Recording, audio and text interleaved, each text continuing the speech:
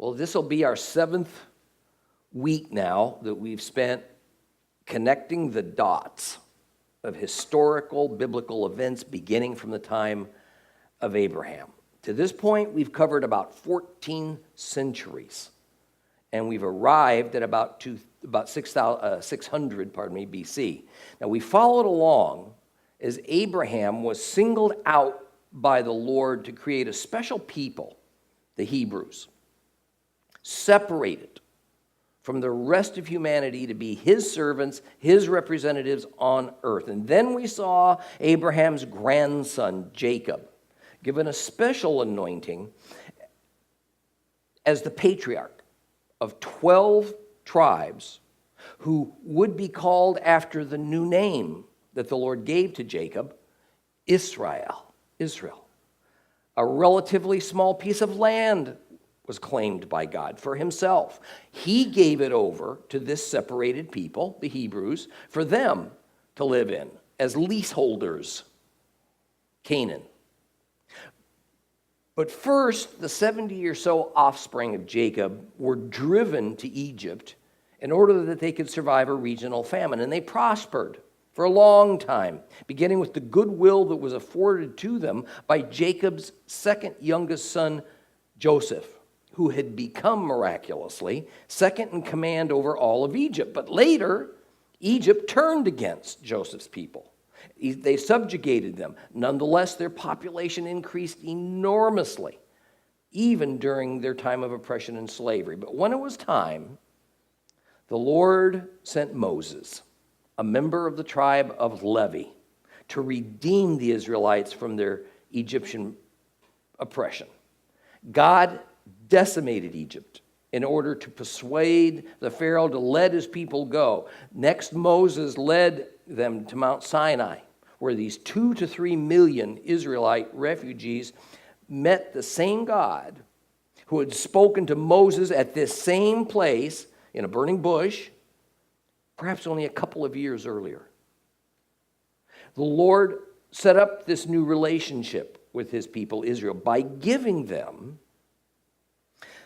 a divinely inspired manual, a manual for living the life of a redeemed people. That manual was the Torah. And among other things, the Torah established a well-defined moral code. It set up a priesthood with specific instructions for them. It gave the Israelites the boundaries for human to human and human to God interaction. It gave them and revealed to them God's nature and his character, and then, of course, a pathway for a right relationship with him. He even explained how the earth and the universe were formed, and he began to imply that a Savior and a mediator greater than Moses was needed, and it would be provided by God eventually. After 40 years of camping out in the desert as a people without a country, the Israelites obeyed the Lord's instructions. They crossed over the Jordan River from the east to the west. They began to conquer the already inhabited land of Canaan. The 12 sons of Jacob, better known as the 12 tribes of Israel, each were given specific districts to live in and to govern. Some were more successful than others, both in ridding their districts of the enemy and in achieving prosperity and peace. But because of foolishly establishing peace treaties with the inhabitants of Canaan, whom the Lord said Israel was to drive out of the land, if they wouldn't go, they were to be killed. The 12 tribes were now heavily influenced by their paganism. Even more, some of these Canaanite peoples were none too happy to have all these Israelites around. So they attacked and they harassed several of the 12 tribes. So God raised up special leaders among some of these tribes to deal with the problems. They were called shoftim, judges. And after some 250 to 300 years of what has come to be known, the era of the judges, the attacks of the many Gentile peoples within and without Canaan became too much to bear, and the 12 Israelite tribal chieftains agreed they needed to be united. They needed to be led by one person, a king. The first king was chosen. He was anointed by the prophet and judge Samuel, and the era of the kings dawned. Israel was not fully united until the second king of Israel, David, was coronated. And he was followed by his son Solomon, who increased the power and the size of Israel. But that experiment lasted only 80 years. And shortly after Solomon's death, the nation of Israel entered into civil war and it divided into two kingdoms. Judah to the south, Ephraim, Israel to the north. And since Jerusalem and the temple were in Judah, well, the people of Judah then tended to stay more pure in their worship of Jehovah. But up north, Jeroboam led his people into multiple god worship, into idolatry. Well, over the years, the Lord sent a number of prophets to warn Ephraim, Israel, to turn away from their idolatry and their wickedness, but often these prophets were just run out of town. Eventually, the Lord followed through with his warnings. He raised up the Assyrians as a huge empire who came down from the north, and they attacked Ephraim, Israel, and they scattered this conquered people all over Asia. The fall of Samaria, the capital city of Ephraim, Israel, occurred about 722 BC. This is where the legend of the 10 lost tribes of Israel was born. To the south, Judah survived by making a treaty with Assyria. However, in time, a new power arose in the region, Babylonia. Babylonia eventually took Assyria's empire away from them, and they too made a treaty with Judah. However, unwise leadership in Judah led to Babylon losing their patience with them. So, a huge army came down to Jerusalem and attacked them. Judah was sent into exile now to Babylon, and that is where we'll begin this lesson. Now, I hope you have found this survey helpful, as each of the many so-called Bible stories shows itself to be just a milestone along the way of redemption history. But like the mile markers along a highway, each is relative to the previous one as a measurement of our progress. To isolate one milestone as a standalone feature, well, that can be informative, but it misses the point if the connection is not made between the ones before it and after it. So let's continue today as Babylon attacks Jerusalem. The first attacks by King Nebuchadnezzar of Babylon upon Jerusalem happened around 600 BC. And among those first taken to Babylon were the prophets Yechezkel, Ezekiel, and Daniel. Now, Daniel, due to his academic and leadership skills, was put into the palace service of the king of Babylon, Nebuchadnezzar. Ezekiel, however, was sent to the countryside. And there he prophesied about the coming destruction, total destruction of Judah. He was not well received. Nobody likes the messengers of that kind of news. Now, as ruthless as the Babylonian army was, the citizens of Babylon were gracious. They were tolerant of these new foreigners. The Jews were permitted to move around and meet freely, to buy land. They could own businesses. They even practiced their worship and religion to an extent, provided the gods of Babylon were also honored. Within a few years, Ezekiel turned from telling the Jews to have courage, have hope in their subjugation, to exhorting them to prepare to go back to Judah, Yehudah, as a free people, because many had adopted the rather attractive Babylonian ways and become quite comfortable in their new home. Now, throughout the Babylonian Empire, several of the conquered nations convened secret meetings. They were plotting rebellion. Pharaoh made a deal with Zedekiah of Judah. And when Nebuchadnezzar got wind of that pact, he marched his army towards Jerusalem, yet again. Zedekiah ran out to meet him and assured him of his loyalty to Babylon. Nebuchadnezzar relented, but not long after that, Judah openly rebelled against Babylon. This time, King Nebuchadnezzar wasn't swayed. He laid siege to the holy city, and it began in the winter of 587 BC. The siege lasted for 18 months. By the time Jerusalem fell, some inhabitants had turned to cannibalism to survive. Bodies, dead from disease and starvation, were stacked up like firewood. Fully 1/3 of the people died. When the Babylonian army entered the city, they put half of those who remained to the sword. The rest were spared and used as forced laborers. But the question arises, why did the Jews resist so fervently?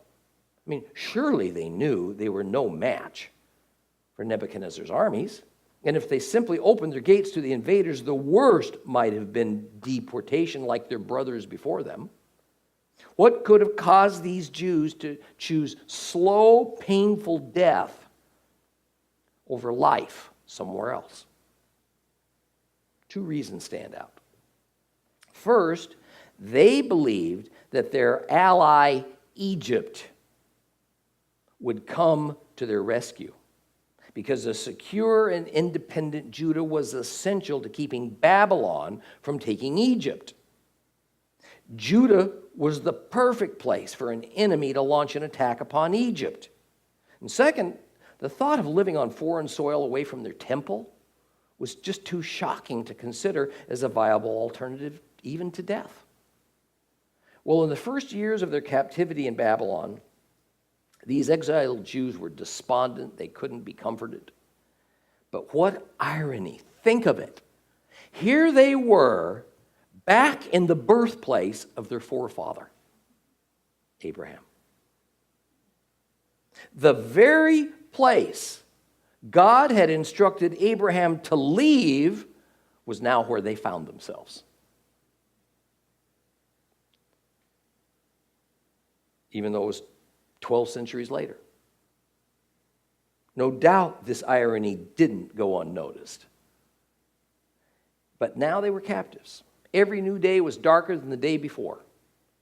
Though they were treated considerably better than they had expected, the very air they breathed was laden with the stench of paganism. They felt they were living in this kind of a defiled existence in Babylon because the Jews had become isolationists as a result of these massive reforms that had been put in place by King Josiah after the rediscovery of the Torah. They took God's command to stay separate from the world quite seriously and quite literally. So they felt that the very dust of Babylonian soil that accumulated on the bottoms of their sandals, it was defiled. The only holy air to breathe was in Judah. The only holy soil to grow food upon was in Judah. The food they ate up in Babylon was unclean. It wasn't kosher. They were as the walking dead. They had no way to atone for their sins, as the sacrificial system and the priesthood was now inoperable without the temple, and it lay in ruins. Now, although the Jews were a disconsolate community, nonetheless, they remained as a community. They had not been scattered and dispersed throughout the Babylonian Empire. Generally speaking, they were living together, but they were living in Babylon. Babylon was a resplendent city, huge for that day. It was almost a mile square. It had a huge population in it that worshiped every sort of deity in the many temples to the gods that adorned the city. The river Euphrates flowed through and around the city, and it was tamed with the use of dikes and canals and dams and bridges. The land outside the city was rich and fertile. That's where the bulk of the Jewish deportees lived, near the Chabar Canal, just outside the walls of that great city. It was in a town called Tel Aviv. Their survival required that the Jewish exiles in Babylon establish a means of a livelihood, and quickly. This was not a welfare state they had been carried off to. They immediately began to farm, to reestablish the crafts of their trades. They still needed clothing and shoes and cookware and food and wood for their fires. And so they built homes, small open markets to conduct day-to-day business. They met to discuss their plight. The cause of their misery, they agreed. It was clear. It was due to the sins of that evil king Manasseh some generations earlier, because that had caused God's judgment to fall upon them. The prophets had warned them. They had ignored all the signals, and it happened precisely as foretold. Well, among the exiles lived Ezekiel, a prophet taken in the first deportation from Jerusalem. Now, while Daniel lived and prophesied among royalty in the grandest city in the entire world, Babylon, it was left to Ezekiel to prophesy to the common folks. God gave to Ezekiel the duty to make the Jews aware of the real reason for their destruction and to lead them to repent inwardly, taking personal responsibility for their offenses before the God of Israel. Later, God gave Ezekiel different marching orders. He was to give the Jews hope for restoration. A time would come when God would forgive them. They would return home. They'd rebuild their holy temple and reestablish their holy city. How was all this going to happen? Ezekiel told them a new empire from the north was going to rise up, and they would destroy Babylon, just as Babylon had risen up and destroyed Assyria. And the leaders of this future unnamed world power would allow the Jewish exiles to return to Jerusalem, and they would even help them build a new temple. The Jews met, they talked endlessly of such things. God is going to do this to glorify his own name, so let's not fall to the corruption of the other peoples who live in Babylon. Let's hold true to the Torah, to the Mosaic laws. Worship only the one true God, Jehovah. He'll continue to love us. He'll care for us, even in this impure place. Our redemption is near. Oh, what a hope this was. So the Jews held tightly to one another. Intermarriage with pagans was forbidden. Although as time passed, it became commonplace. They met to worship in their homes, not to sacrifice, because the only allowable place for sacrifice was the temple in Jerusalem, now destroyed. Rather, they met to pray. They met to study the Word of God, the Torah, using whatever oral traditions and perhaps some portions of scrolls that they'd been able to bring with them. They clung to their Jewish identity. Many continued with their loyalties to elders and clans. And it was those who continued to listen to their priests and scribes and prophets that continued to trust in God. Others opted to cozy up to this dazzling power and grandeur of their tolerant conqueror, to benefit from the situation rather than to fight it. Well, the years passed. Scribes set about copying scrolls, writing down memorized scriptures and teachings so they wouldn't be forgotten. But they no longer wrote only in ancient Hebrew. Now they wrote in Aramaic, a cousin language of Hebrew, the companion of the spoken Aramaean that was the everyday script and language of the empire. Some Jews took on Babylonian names. The names of the months of the years became Babylonian, and they still are in use that way in our time. As with the immigrants who came to this new hope of America, and they arrived in New York, at first they instinctively sought to live in familiar cultural groupings that we call ghettos.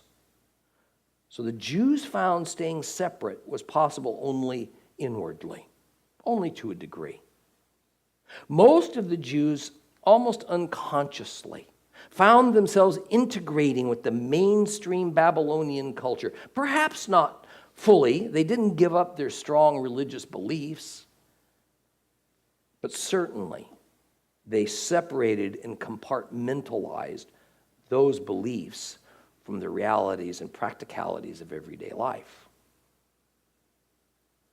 This should be pretty easy for us moderns to understand. I mean, doesn't society today demand of us to compartmentalize our spiritual beliefs as something completely separate and irrelevant to all other facets of our lives?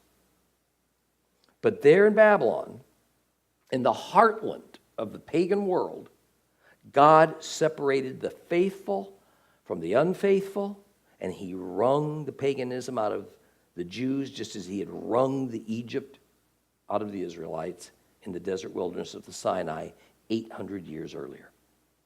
Up in Babylon, however, the ancient culture of the Israelites died.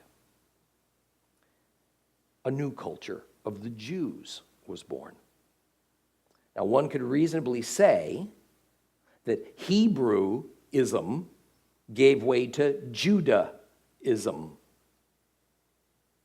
a culture that was going to serve them quite well right through to the present. Unfortunately, what came with this cultural shift was a bent towards adding to, often overriding, the Holy Scriptures with new customs and new traditions. Judaism was based on a newfound intellectualism that produced series after series of rabbinical rulings and interpretations that eventually led to a doctrine that generally forsook the Torah of Moshe. It replaced it with tradition that today is called halakha, Jewish law. God's word replaced with man's word. It was also in Babylon that the synagogue system was born. I want to examine this significant shift in Hebrew worship practices for just a minute. See, up to the time the Jews were carried off to Babylon, their worship centered at the temple in Jerusalem. Though within each Jewish town and village, people certainly celebrated the Sabbath ritual in their own homes, and as a matter of fact, that was its design and purpose.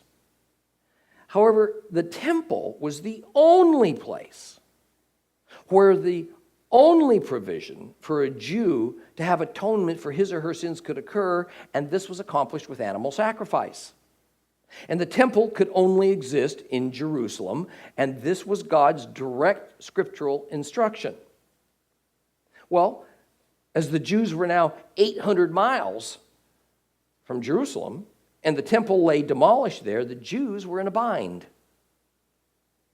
They lived on unclean land, dealt daily with unclean people, surely ate much unclean food, and worse, they now had no way to atone for their sins before God, so they walked around in a perpetual state of impurity and in sin guilt. What to do about this intolerable situation must have occupied their daily thoughts to a great degree. Now, from another perspective, this situation of oppression and discomfort was exactly what God wanted for them. This impure condition was part of God's punishment against them.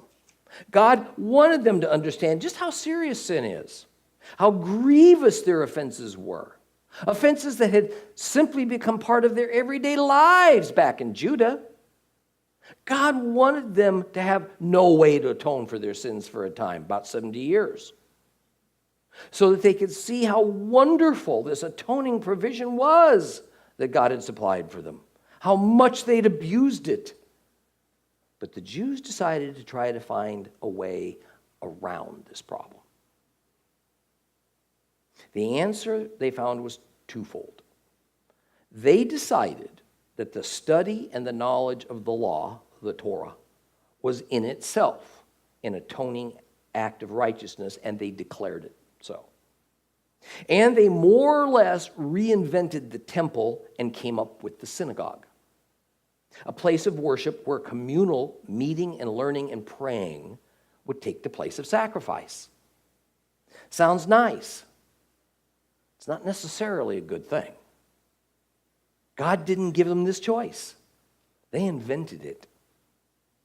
And the synagogue system is at the heart of what was soon to become the true driving force and authority behind Judaism, which is tradition. Now, I do not want to paint a picture of the synagogue system as being something inherently evil or a wrong institution, anything like that. Not at all.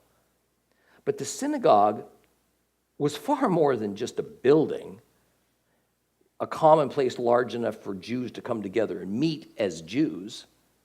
The fact remains that whereas likely in its first few years of existence, it was little more than a place for a displaced people to fellowship and to worship, in a short time, it evolved into a man-made religious system designed to rule over Jewish society, to create an alternative means to atonement for sin and therefore righteousness before God, which, of course, is an oxymoron.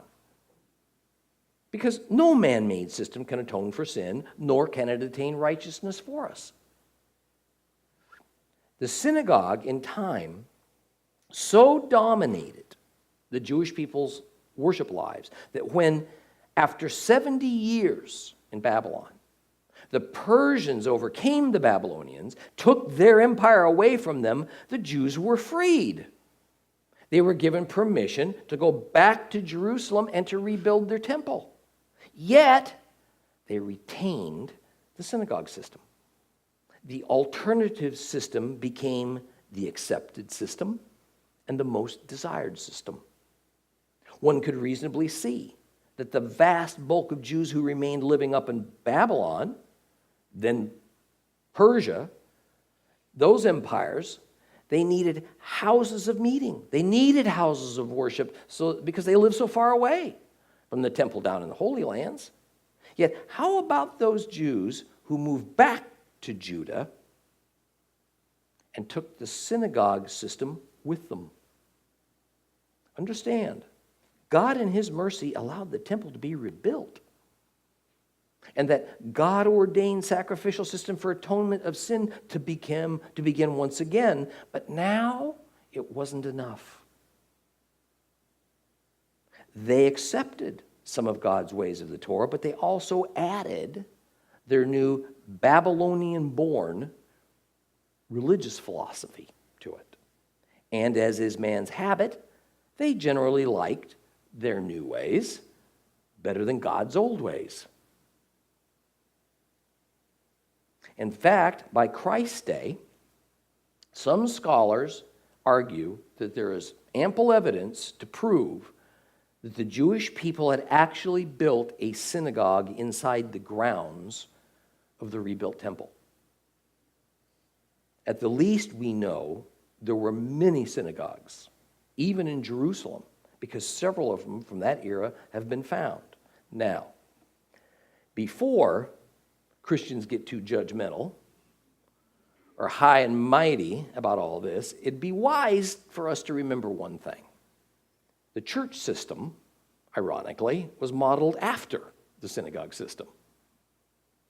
A Gentile model, for sure, but a nearly parallel model, nonetheless. The typical physical church model, that is a fancy building with a raised platform, an altar from which a minister speaks, and seating surrounding the platform, even the liturgy, the music, the singing, the praying, collecting money, all are near duplicates of the synagogue system. And of course, that's easy to understand since the first several scores of thousands of believers were Jews, and Jewish leaders were the leaders of the first so-called churches, even for a while after Gentile believers began to outnumber Jewish believers. This cultural shift away from a biblically based Hebrewism, to coin a term, whose foundation was the Torah of Moses, to a Babylonian-born Judaism manifested itself even in the practical matters of everyday behavior and life during and even after their exile to Babylon, because it was in Babylon that Jews learned several new trades that they had only years earlier had shunned for purity reasons. Among them was commerce and banking. In Judah, the Jews had been primarily herders and farmers and craftsmen, peasant tasks and occupations for the most part. In Judah, merchants were often looked upon as evil. And because so many merchants were foreigners, they were seen as participating in legalized stealing. In fact, the derogatory term Canaanite and merchant became one and the same. But now, ironically, as a consequence of their exile to Babylon, they became bankers and lawyers, professions that in the future would become associated with Jewishness. And it remains so to this day. Professions that would, over the centuries, serve to help the Jews garner much wealth and power, but along with it, much scorn and persecution. Well, it's about 540 BC. And up to the northeast of Babylon lay Persia, a land ruled by Babylon's ally and partner in empire building, Media. Now, Persia was governed by King Cyrus, but he was a vassal king under the control of the Medes. King Cyrus led a Persian army in rebellion against the Medes, and he won, and he took over a portion of their empire. And the rule of the Persians spread like a friendly virus throughout the region. Isaiah was prophesying again. He was saying, the Persians are God's judgment on those nations who've mistreated his people, the Jews. So soon Persia marched into that great city of Babylon and took it without a struggle. Yet King Cyrus was no bloodthirsty barbarian. He was an enlightened ruler. His reign and methods were unique in history up to this time. He was a beneficent dictator, idealistic, a spiritual man. He perceived that his purpose on earth was as the inheritor and successor of the Babylonian Empire. And further, that it was his duty to restore civilized humanity, peace, to make reparations to all those nations that Babylon had enslaved. Essentially, he felt he was here to create a new world order. The Bible presents us with a pretty magnanimous view of Cyrus, the new king of the world. Ancient records of the Persians and tens of other vassal nations confirm the biblical account. Well, King Cyrus worshipped in the Babylonian temple of Marduk. By the way, Marduk was simply a Chaldean name for Nimrod. This was partly as a sign to the citizens of Babylon that he was a respecter of their culture. Can we still visualize our President George W. Bush standing in a Muslim mosque a few days after 9/11, praising the God of Islam for the same purpose? The conquered peoples were immediately smitten with King Cyrus's sincere and progressive ways. He ordered all the stolen and captured gods and idols returned to their cities of origin. He ordered his charges to treat the conquered people with decency. He tolerated all gods, all religions. He ordered that any group from any religious cult that wanted to rebuild their demolished temples and altars should be allowed to do so. The Jewish captives were now free to go home, to migrate back to their homeland in a second exodus. Cyrus urged them to rebuild their temple. Well, about 50 years had passed since Jerusalem was emptied of its finest at the hand of Nebuchadnezzar. You see, most of the original Jewish deportees are now dead, or they're very old. A whole new generation of Jews was born, and even another generation after them. They were raised in Babylon. Babylon's the only home they knew. And when King Cyrus of Persia issued a proclamation urging the Jews to return home and rebuild their temple and their city, we learned that really only about 50,000 of them took him up on his offer. The Bible record gives us an inventory of exactly who left Babylon. It even lists the families, the count from each family that departed Babylon. However, when adding up the list of numbers of those who immigrated from Babylon, we find an anomaly. Because the list of who left falls about 11,000 short of the number that's said to have arrived back in Jerusalem. Very interesting. It appears that about 39,000 of those 50,000 who arrived back in the land were the Jews from Babylon and probably their house servants. Of the 11,000 that were unaccounted for, they probably were tiny remnants of Ephraim, Israel, those 10 tribes. What we call today the 10 lost tribes of Israel. Those that had been dispersed by the Assyrians 2 centuries earlier. It's also possible that along with these Ephraim Israelite hitchhikers, several non-Israelite but Semitic tribal members attached themselves to the returnees to achieve that larger number. Anyway, they were all apparently accepted, but they were quickly absorbed into the Jewish tribe. Well, it's not long after their return that we have hints of Ephraim Israelites living in Judah, because we read of 12 bullocks and 12 goats, an obvious reference to the 12 tribes being sacrificed for the sake of all Israel. Now, no doubt, requirement number one was for this handful of Ephraim Israelites and non-Hebrew foreigners to swear allegiance to Jehovah, the God of Israel, and no other. But second, and of near equal importance, would have been this requirement for an unwavering loyalty to the tribe of Judah. This loyalty meant giving up whatever identity they may have had with their old tribes. Therefore, with just an oath, these various groups became Jews. There's also another very interesting outcome from this reunion and this intermixing of tribes that, although speculative, would seem to be almost automatic for the minds of those returning Jews. See, Ezekiel prophesied that eventually both houses of Israel, that is, members of the 2 different kingdoms that resulted from the civil war and it split Israel, the house of Ephraim and the house of Judah, that they would come back together to reform the whole house of Israel. Those up in Babylon that heard Ezekiel speak this mystical pronouncement, well, many hearing it directly from his own mouth were likely these zealous Jews that left the comforts of Babylon and had the courage to venture back to Judah, probably expecting this reunion.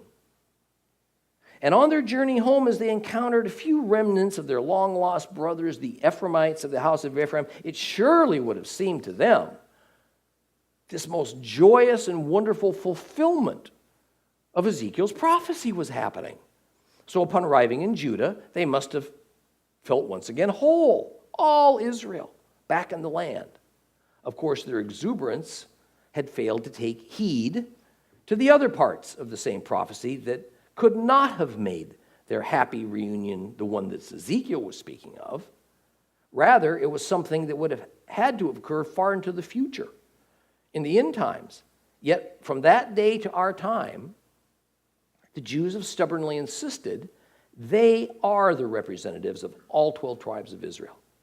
A mistake, to be sure, that only in the early 21st century has it been made clear by the rediscovery and the actual return of some of the 10 tribes who retained their original tribal names and tribal allegiances. But what's all too clear is that the vast majority of Jews, something around 95%, chose to stay behind in what was now the Persian Empire. Why? Because for the new generation of Jews born in exile, Babylon, now Persia, was their home. And we see this same phenomenon today, as only about half of the world's Jews have returned to their homeland. The remainder, the majority of which live in the United States, have no interest in leaving their comfortable and secure life in America for an uncertain future in Israel. Babylon, you see, had a very robust economy. Farming was much easier and more reliable in the Fertile Crescent than in that rocky soil of Judah. They already had a comfortable life. The Babylonians were at the forefront of progressive social policies, new technologies for their era, and the Persians were determined to advance things even further. Simply put, the Babylonian Jews found the Gentile culture attractive, economically advantageous. Jewish schools and synagogues had been set up and were operating. Although not yet called rabbis, Jewish leaders had evolved from being teachers of Scripture to becoming religious authorities, commentators, makers of doctrines and traditions.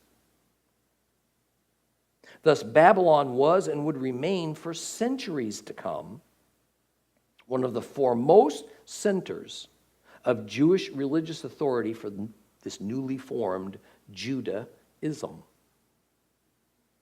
It was primarily older and more pious Jews. Those were the ones who made that difficult and long 800-mile journey back to Judah. And when they arrived and they looked upon the ruins of their city and the temple, it must have been quite a bittersweet experience. They found the uneducated peasant caretakers, a mixture of Gentiles and Jews living in the hillsides. The returning Jews with a chip on their collective shoulders regarded themselves as the true remnant of Israel, and the current inhabitants of Jerusalem as something less. And they were intent on establishing their new Jewish culture, invented and refined up in Babylon, revolving around their God, their rapidly evolving traditions, their newfound professions, and the synagogue. A schism quickly arose between the Babylonian Jewish returnees and those few Jews who had remained in the land for the last half century. Power struggles, issues of proper worship and loyalties to differing sets of religious leaders served to create a very deep divide between the Jewish returnees and the indigenous Jewish residents of Judah. Ezra led the way to rebuild the sacrificial altar at the temple, and the Jews celebrated Sukkot, the Feast of Tabernacles. Within a few more months, the foundation was laid for a new temple. But upon seeing its meager size, only a few were joyful about it. Those older men who remembered the grandeur of Solomon's temple, the first temple, wept over this modest structure that they were building. Work continued on the temple and the city walls, but it was continually slowed up and sabotaged by various groups who were unhappy with what they felt was this haughty attitude of these newcomers, these people who came down from Babylon. So work ground to a halt for 15 years. In 522 BC, King Darius found his way to the throne of Persia, and he was as sympathetic to the Jews as was the former king, Cyrus. A second wave now of Babylonian Jews decided to migrate back to Judah under the encouragement of the prophets Haggai and Zechariah. Work on the temple was resumed. King Darius ordered the temple to be completed. He even offered Persian treasury money to help out.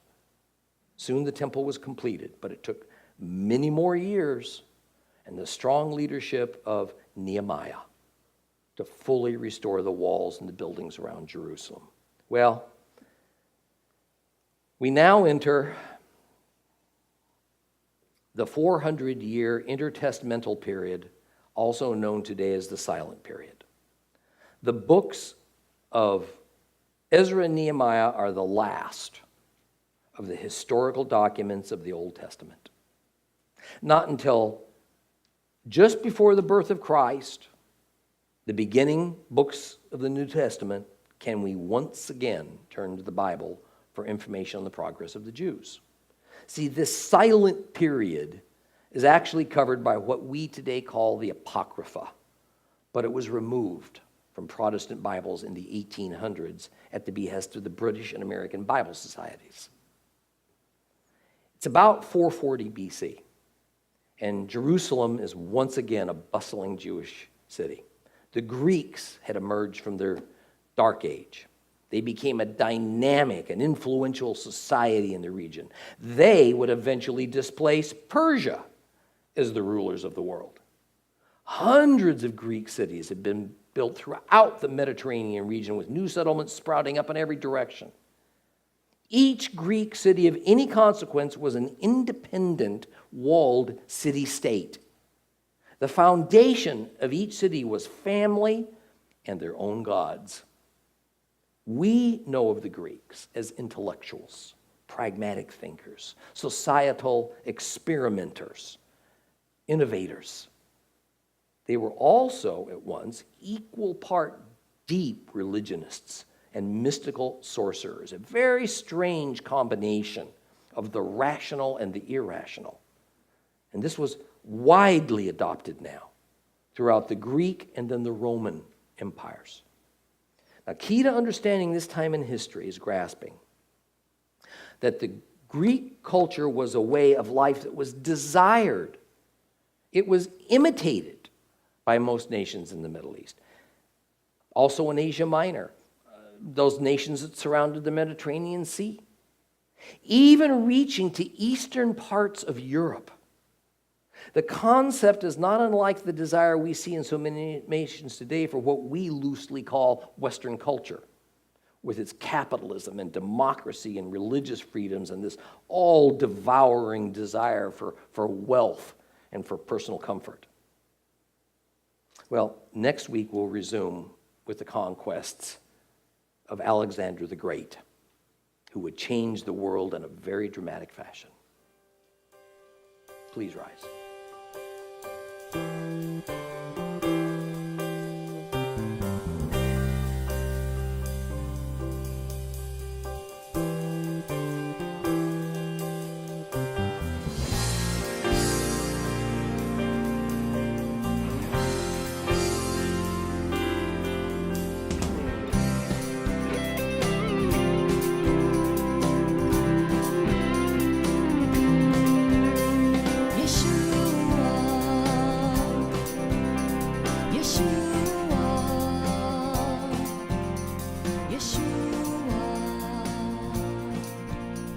Yeshua.